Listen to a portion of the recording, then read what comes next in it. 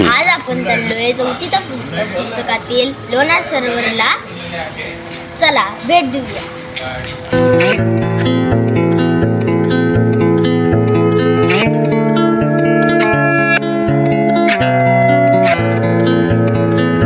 पृथ्वीवरील अग्निजन्य खडकातील एकमेव उच्च वेगेच्या उल्कापातामुळे निर्माण झालेल्या खाऱ्या पाण्याचे विवर म्हणजेच लोणार सरोवर. लोणार सरोवर हे सुमारे 52,000 वर्षापूर्वी याची निर्मिती झाल्याचा अंदाज आहे.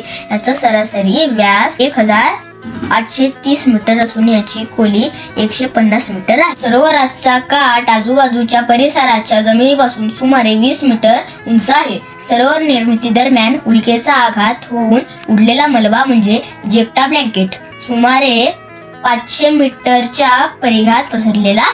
या सरोवराला राष्ट्रीय भूस्मारक म्हणून घोषित करण्यात आले आहे. तसेच रामसर पाणथळ स्थळ म्हणून घोषित केले आहे. लोणार वन्यजीव अभयारण्य हे भारतातील सर्वात लहान वन्यजीव अभयारण्य आहे. याचे क्षेत्रफळ 365.16 हेक्टर आहे.